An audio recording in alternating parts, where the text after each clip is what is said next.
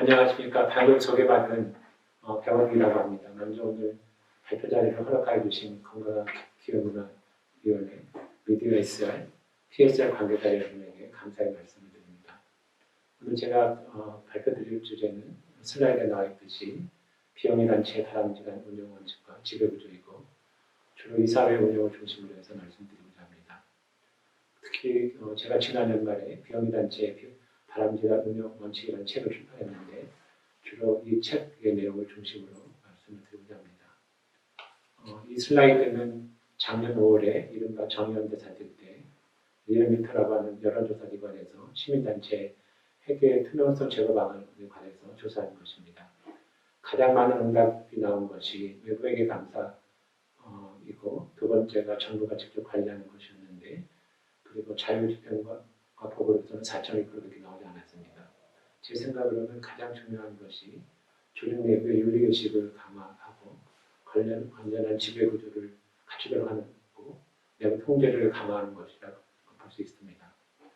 아무런 유능한 회계사라고 하더라도 윤리의식이 낮거나 건전한 지배구조를 갖추지 못한 조직에 대해서는 제대로 회계감사를 수행할 수 없고 그 단체의 신뢰성을 회복할 수 없습니다. 이 슬라이드는 2000년대 초반에 미국의 비영리단체의 이사회 등의 문제 등에 관해서 표시한 것입니다.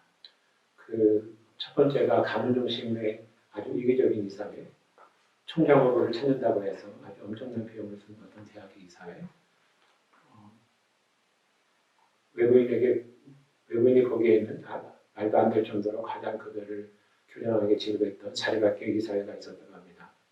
오늘 발표에서는 우리나라의 비영리단체의 비소재는 별로 소개하지 않지만 미국은 이와 같은 사례를 방지하기 위해서 뒤에서 소개해드리는 인디펜던트 섹터라는 단체가 2004년부터 패널 작업을 수행해서 이런 비리가 발생하지 않도록 하는 입법 건의도 하고 비영리단체의 자율적인 정화 노력을 기울이도록 했습니다.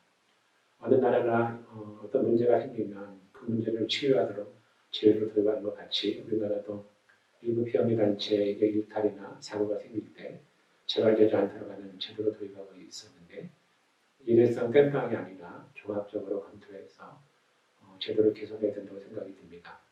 박원순 시장이 1999년 미국의 비영리 업계를 몇 개월 동안 수면 후에 쓴 책에서 제도 개혁이 먼저인지 아니면 의식 개혁이 먼저인지라는 화두를 던지면서 먼저 제도 개혁이 되고 그렇게 이루어진 제도가 제대로 시행되도록 한다면 의식은 저절로 개혁된다고 라는 말을 썼는데 이 말은 미국인들이나 다른 선진국 사람들이 원천적으로 우리보다 윤리적으로 높은 수준에 있는 것이 아니라 제도를 잘 만들고 문제가 있을 때마다 제도를 개정해서 윤리 의식을 높였다고 볼 수 있고 그래서 부정부패를 방지했다고 할 수 있는 글이라고 볼 수 있습니다.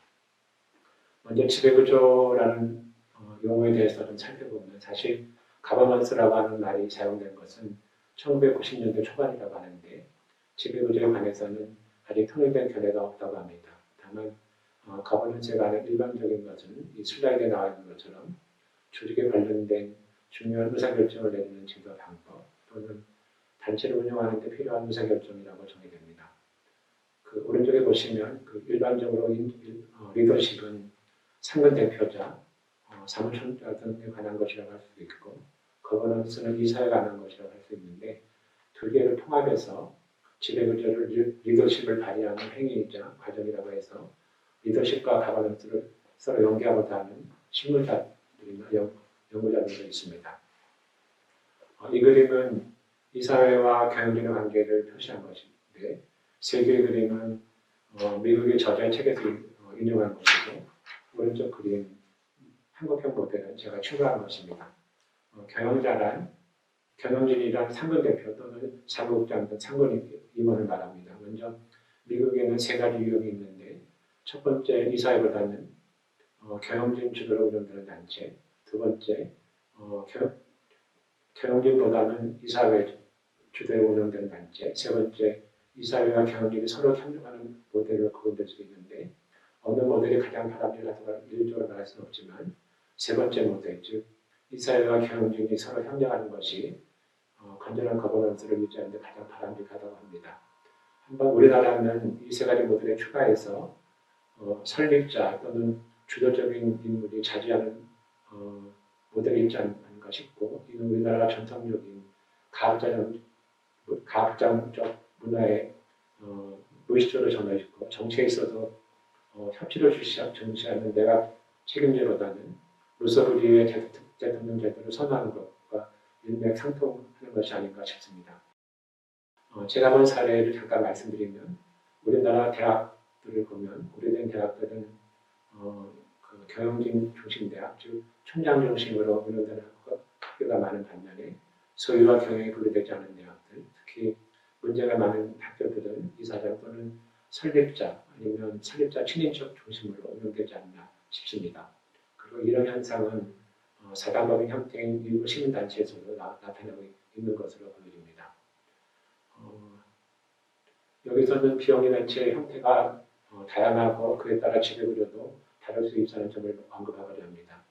자세한 설명은 저보다는 저 뒤에서 말씀드리는 이 박사님의 주제에 있기 때문에 자세한 설명은 상정을 드리고, 하나 강조하고 싶은 것은 우리나라의 상당수 비영리 단체는 상명자가 5명 미만의 소유 단체가 많고, 이런 소규모 단체들이 재정이나 이사회 운영 여러 가지 면에서 취약한 일이 많다고 생각이 됩니다.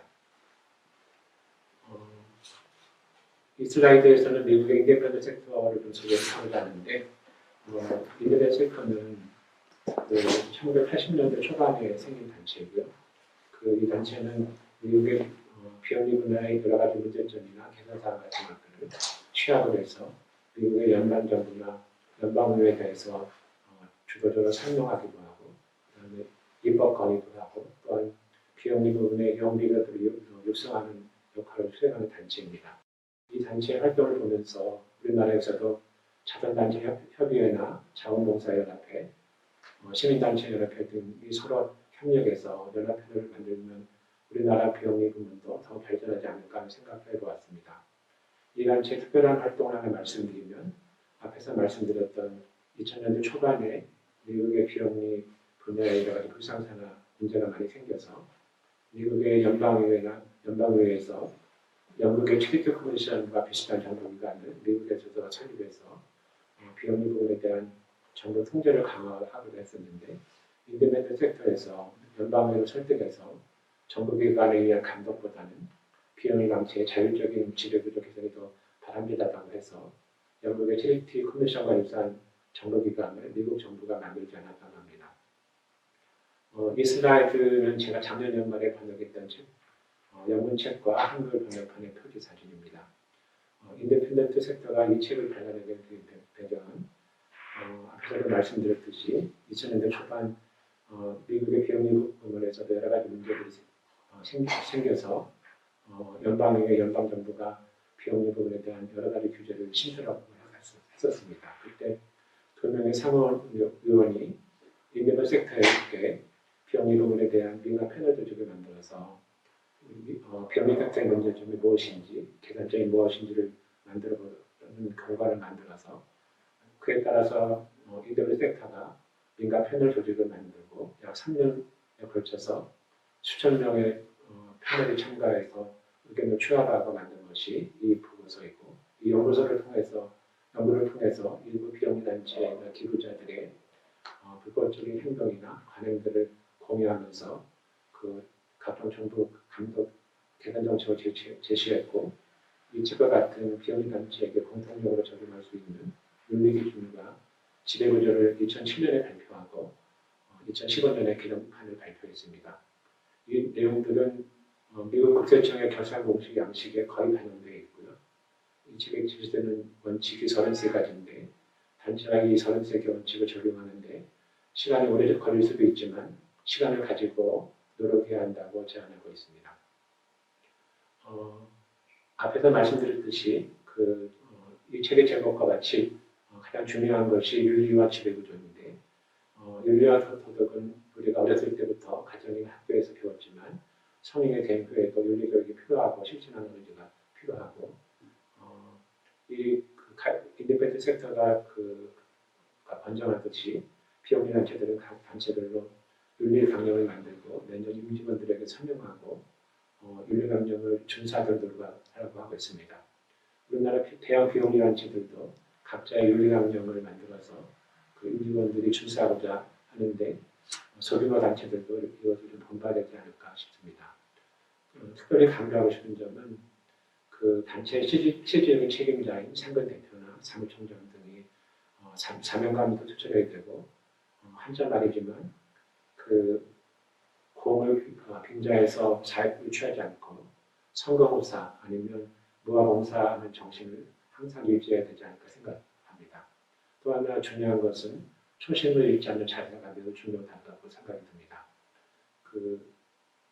또 지배구조에 대해서 말씀을 드렸는데 지배구조라는 것이 제도가 되는데 사람들이 완전하지 않기 때문에 언제나 부정이나 오류 또는 실수 같은 것들을 할 수 있다는 점을 항상 생각하면서 그 일을 미연에 방지할 수 있는 그런 제도를 만드는 것이 필요하다고 생각이 듭니다.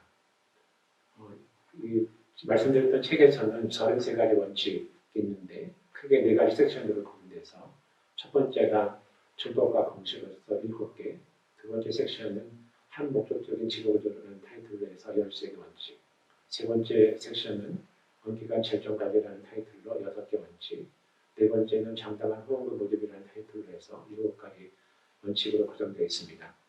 이 슬라이드에서 보시다시피 두 번째 섹션 한 목적적인 지배구조의 13가지 원칙이 가장 많은 원칙으로 되어 있고 이 13가지 원칙이 모두 이사회 운영과 관련된 것입니다. 즉 지배구조와 관련된 원칙은 대부분 이사회 운영에 관한 것이라고 볼 수 있고 다음 장부터 섹션별로 간단하게 좀 살펴보도록 하겠습니다.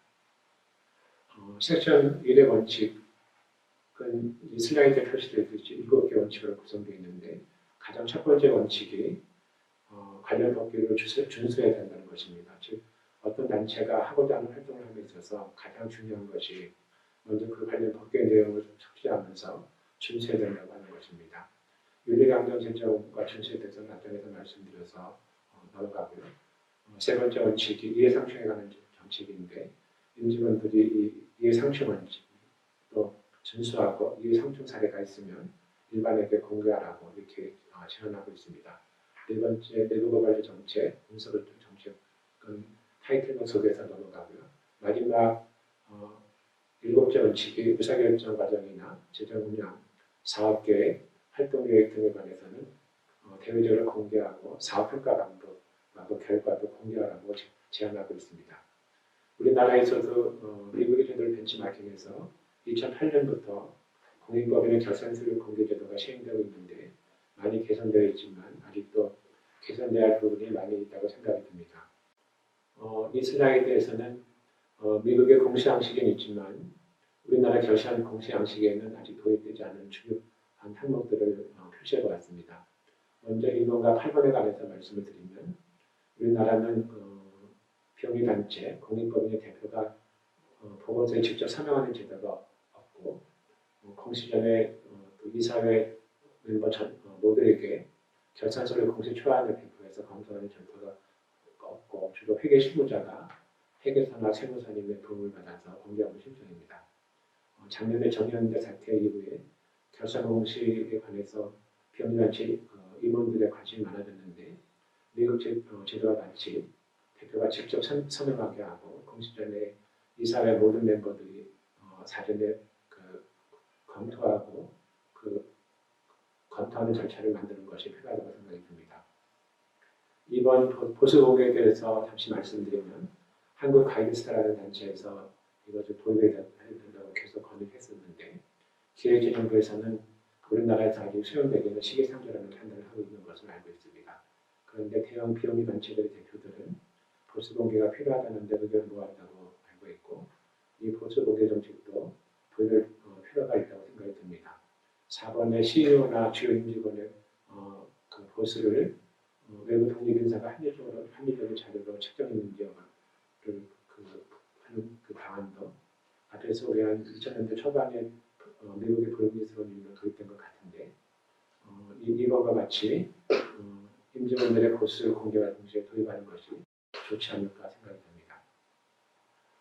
섹션 2는 그 이사회에 관한 13가지 원칙인데 여기서는 그 다음 장도 그렇게 나오는데 시간 관계상 그 몇 가지 말씀드립니다. 먼저 그 이사회는 다양한 배경을 가진 이사들을 구성하는 것을 추천하고 있고 특히 이사 중에서 최소한 한 명 이상은 파이낸셜 리터러시 우리나라를 번역하게 되면 재무제표 이해 능력 이렇게 번역할 수 있는데 이 파이낸셜 리터러시를 가지고 있는 분이 이사를 한 명 들어야 된다고 얘기를 하고 있는데 그것이 어떤 뜻이냐면 적어도 이사의 한 명 이상은 그 단체의 재무제표를 읽고 해석할 수 있는 능력, 다른 말로 말씀드리면 이 단체가 현재 재무적으로 어떤 상태이고 앞으로 어떻게 될 것인지에 관해서 그 판단하고 설명할 수 있는 이사가 있어야 된다고 하는 것입니다. 또 하나 이사의 가장 중요한 역할을 본다면 최고 실무 책임자, 항상 영어로는 CEO라고 그러는데 CEO를 선임하는 것이 가장 중요한데 시간 관계상 타이틀만 제시하고 넘어가도록 하겠습니다. 그 외 다른 원칙들은 상식적이거나 미국의 공시 양식에서 공개될 항목들에 관한 것이고요. 마지막에 이사에 대한 교육이나 소통에 관해서는 뒤에서 별도로 말씀을 드리겠습니다. 이 슬라이드도 이사들에 관한 원칙들인데 슬라이드에서 소개하는 정도로 해서 넘어가도록 하겠습니다. 여기부터는 그 세 장의 슬라이드를 통해서 작년 가을 공익경영센터 비영리 가버넌스 연구회라는 단체에서 실시한 설문조사에 대해서 소개하고자 합니다.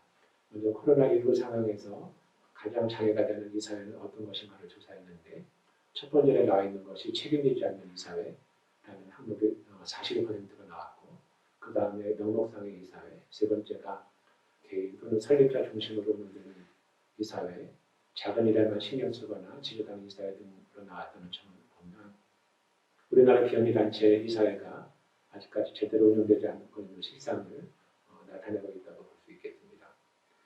두 번째 질문, 코로나19 상황에서 이사회의 가장 중요한 역할에 대해서 응답한 네 가지가 거의 고르게 나왔다고 보겠습니다.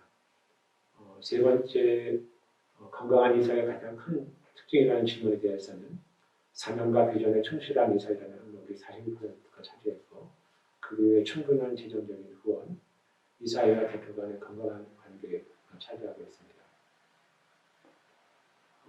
이 슬라이드에서는 이사 후보들을 어떻게 섭외하는지에 대해서 잠깐 생각해 보겠습니다.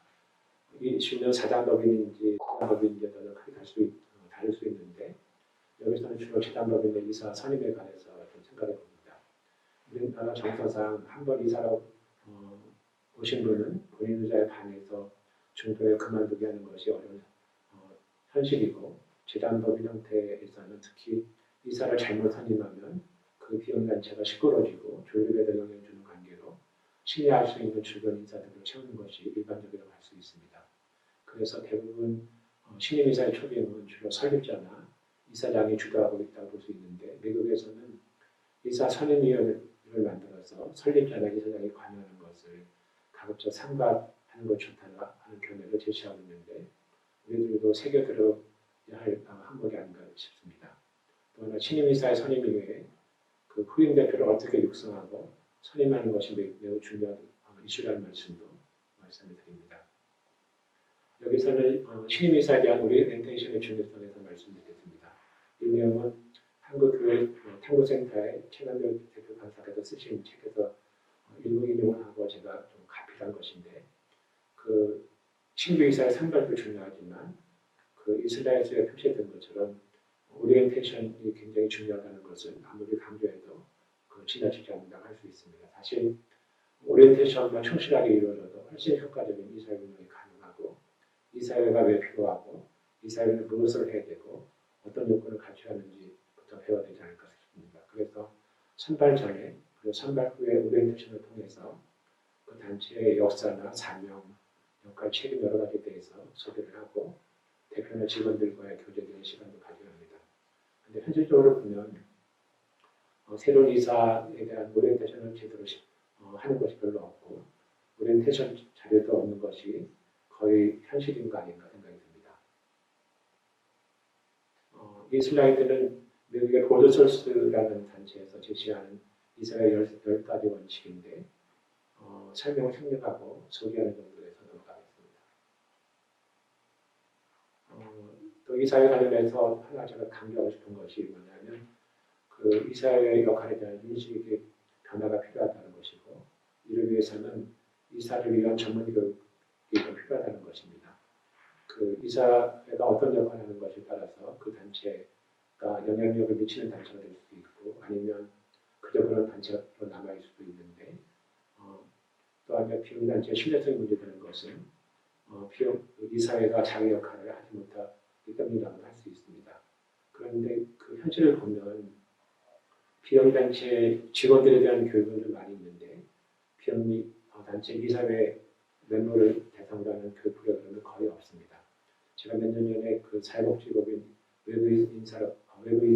외부 이사로 봉사하면서 그 서울시 산하 사회복지법인 외부 이사에 대한 그 교육에 참가해 봤었는데 1년에 비록 몇 시간밖에 하진 않지만 교육 프로그램이 아주 좋았고 그 여러 가지 새로운 것을 많이 배울 수 있는 좋은 경험이었습니다.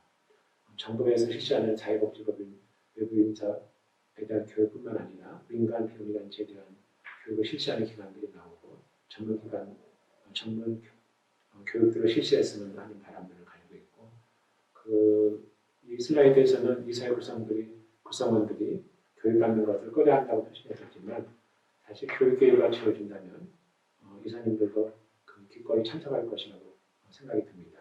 제 경험 하나 말씀드리면 제가 KB금융그룹 금융회사의 사회이사로 몇 년간 있었는데 KB금융그룹은 매년 사회이사에 대한 그 정기 교육 프로그램을 실시하는데 거의 모든 사회이사들이 참석하고 있는 것을 보았는데 비영리 단체, 공익법인 이사들도 좋은 교육 기회가 주어진다면 외부 교육에 참가하는 비율이 굉장히 높을 거를 봅니다. 다시 또 미국의 기관 하나를 소개합니다. 이 슬라이드에 소개하고 있는 단체는 ASA, American Society of Association Executive라고 해서 우리나라 번역하면 미국 비영리 단체 임원협회라고 할 수 있는데 이 단체는 그 협회나 비영리 단체에서 일하고 있는 임원들에 대한 교육을 실시하고 네트워크를 같이 돌아가는 단체고 또 일정한 교육을 시켜서 교육을 받은 후에 자격증도 부여하는 역할을 합니다. 제가 간접적으로 알고 있는 어떤 분께서 2000년대 초반에 이 단체의 프로그램을 우리나라에 도입하고자 MOU를 체결했었는데 여러 가지 사정으로 우리나라에 도입되지 않았다고 들었습니다. 우리나라도 이런 기관이 조만간에 나오기를 기대해 봅니다. 앞서 말씀드린 것은 이사들에 대한 외부 교육에 관한 것이었는데 여기서는 단체 내부에서도 정기적인 내부 교육이 필요하다고 점을 말씀드리고자 합니다. 명칭은 이사회 리트릿이나 세미나, 워크숍, 연설 등 여러 명칭을 쓸 수 있고 1년에 2회 이상 1박 2일 또는 1박 3일 정도의 일정으로 진행하면 좋은 것 같습니다.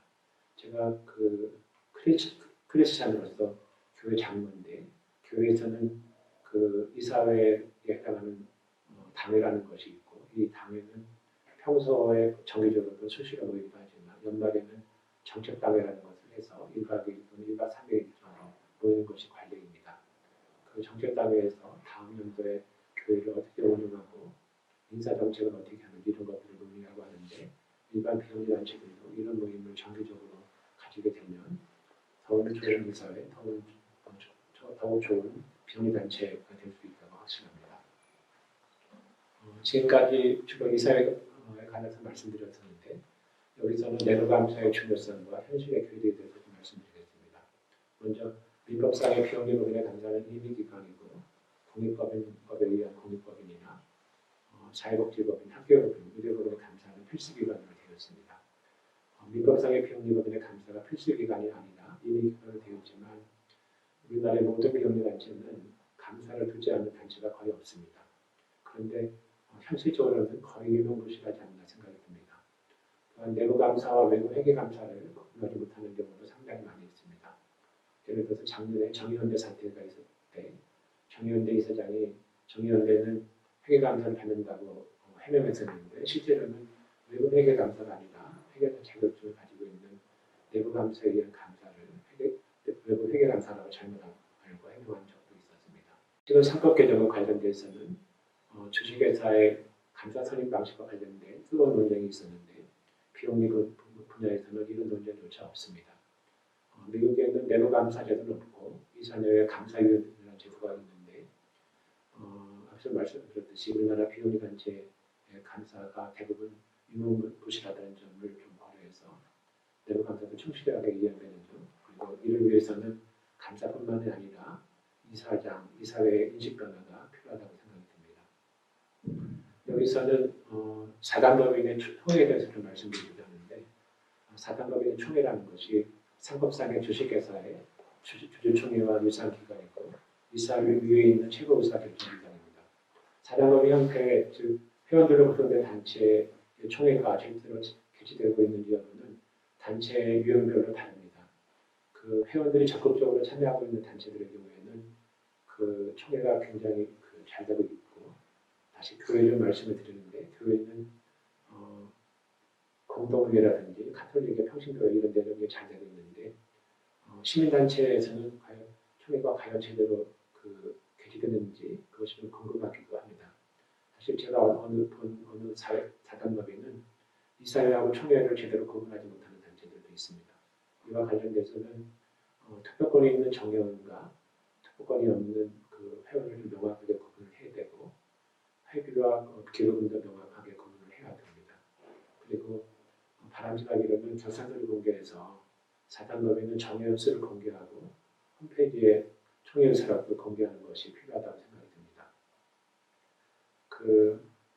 여기서는 우리나라 비영리법인 지배구조에 대한 대개혁이 있어야 된다는 말씀을 드리고자 합니다. 먼저 민법이나 공익법에는 법 제정 이후에 한 번도 지배구조에 대해서 개정된 적이 없습니다.